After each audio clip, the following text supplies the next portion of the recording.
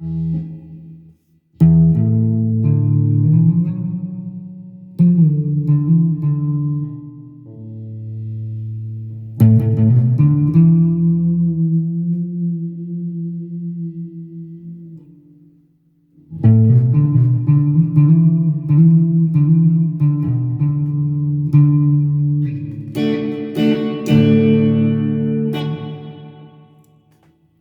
YouTube world. It's Kirkpatrick. Got my glasses on tonight because I've been doing a little reading. Anyhow, tonight's story is about the F16. Let me cut that off. That kind of glares. Anyway, yeah, the day the F16 Strike Eagle went down in my backyard, so to speak. I live in central Georgia, and just north of me, 8 miles, is a big old dam. Yeah, we had the floodplain if it breaks for a little while, anyhow. And the South Carolina National Guard, I believe that's where they come out of. They flew F-16 Strike Eagles. F-16 is made by McDonnell Douglas, and it's got a GE turbofan engine in it. It's a one-engine aircraft. It's lightweight as far as striker craft go. Can carry a heck of an armament on its wings. It don't have a bomb bay because the engine is located, the intake is under the cockpit down low. So you're sitting on the engine, basically, is what you're doing, like a rocket. Talking about a rocket, man. Anyway, them things are awesome. They turn on a dime, but they got thin skin. So I remember right, they didn't make about 4,600 of these things, but the latest ones, the ones they still got running, you got all the electronics on it now, so they can see. But the trouble is, they can be seen.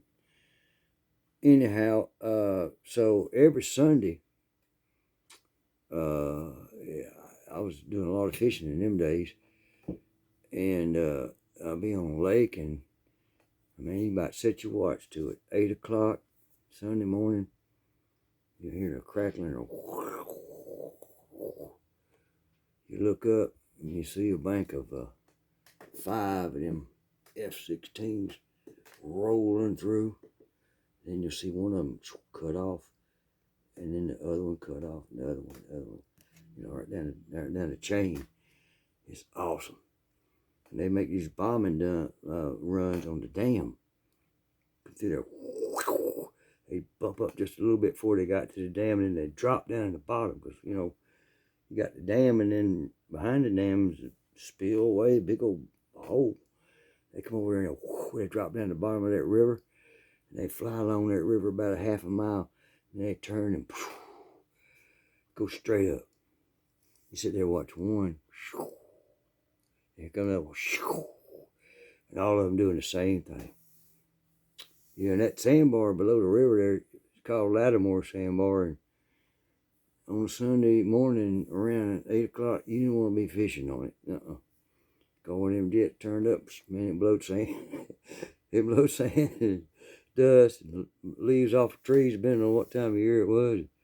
Man, it's something to be seen, I ain't kidding you. Anyhow, one day, they was doing their, you know, Sunday run. Now, all these guys, you got to remember, South Carolina National Guard, so they pretty much served and now are, you know, called by, you know, getting a little money, but then you got to report. But anyway, they fly every Sunday. They get together, 5 of them, 6 of them, whatever it was, and they fly. They do that, you know, bombing run. Well, this one particular Sunday, they come screaming through there. Now, I wasn't on the lake that Sunday. I can't remember exactly where it was. I think it was at the house. But anyhow, and they was doing their thing, and one of the ones in the bunch come rolling, you know, when he done his little dive and started heading straight for the dam. Yeah. He sucked up a couple of geese. Yeah, he did. And the way the story was told, you know, it's me, you know, it went off. He's already diving down, and he's trying to pull up, but he ain't got no power. He's losing his low altitude. He's losing it fast, and he ain't got one option if he's gonna save his life, and that's dive the plane and hit the button. Pickle button, whatever. No, pickle button's a bomb button. I forgot what they call that thing you pull under your seat. Somebody leave that in the comments. Let me know. But anyhow, so that's what he done. F16 hit the lake. I don't know, a few hundred yards before it hit to the dam, and it just blowed up and splintered. Just fuel. And everything just burned on top of the water. And this pilot, he ejected. Well, at that time, the lake wasn't fully populated. Nowadays, there's a house everywhere. Every shoreline got a house almost. But anyhow, this pilot ejected, and of course, you know, 911 was ringing off the wall, and here they go, and a deputy here now. Well, he's chief of deputies now, but anyhow, he was a deputy, you know, running a route, and then he got called, you know, explosion on the lake, or a plane went into the lake, type deal. And anyway, as he got closer to the call, he found out it was a military jet. The pilot had ejected. Some ex-military guy was on a float boat and saw it all, so when he called in, he had, you know, info. And so Scott said, well, we got to find that pilot. Got to find that pilot, you know. So he goes riding around the neighborhoods and everything, because everybody else is going to the lake shore. And they're sitting out there watching the plane burning, going, wow. Scott, he's running around looking for the pilot.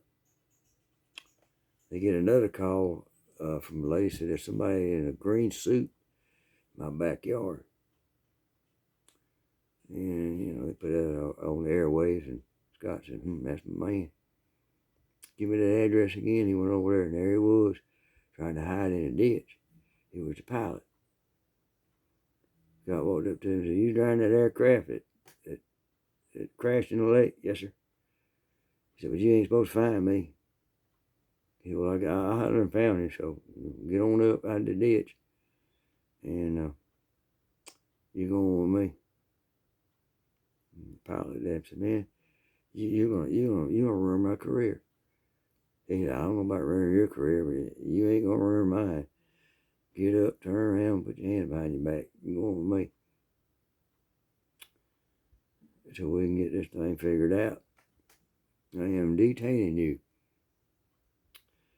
So, you know, Scott cuffed him, got him out of the woods, and throwed him in the back of the patrol car, and took him to the sheriff's office.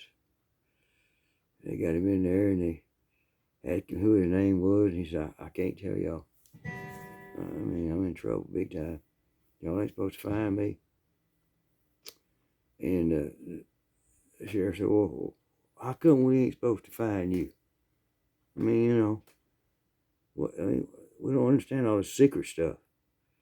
You just crashed a plane in my lake, got fuel and God knows what else all in the water down there. Thank God it's near the dam, going out of here.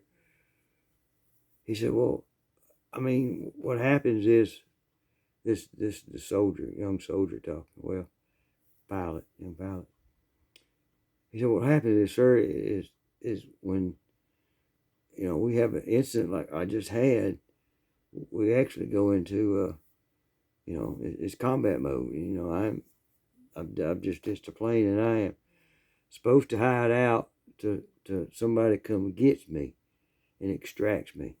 It's part of the training. It's just part of being real world. That's what we do nowadays, is real world. And And the sheriff shook his head and said, oh, well, I guess I got me a little nugget of gold here right now and then, don't I? And the boy said, yeah, I'm caught, man. I'm sorry, man. Don't apologize to me.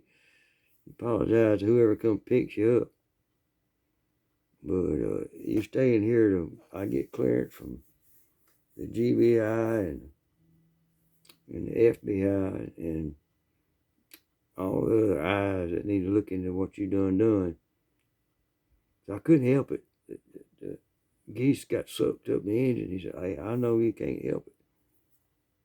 Doggone, you sure could have been a little more cooperative when we first picked you up. Told me all this crap. I have wasted an hour and a half talking to you just to find this out. And Scott Dixon looked at him and said, well, what do you want me to do with him? Let him go? He said, oh, heck no. Somebody gonna come pick that boy up. And about 2 days later, they let him sit there 2 days. U.S. Air Force let that boy sit in jail 2 days for somebody to come down there and said that, they needed to get him, pick him up. And by that time, all the investigations had done, prove what the young man said. He sucked up some geese and had a ditch. Anyhow, that's the F16 story as it goes. And, yeah. We love y'all, YouTube. Ed Kirkpatrick. Have a good one. Adios. God bless you.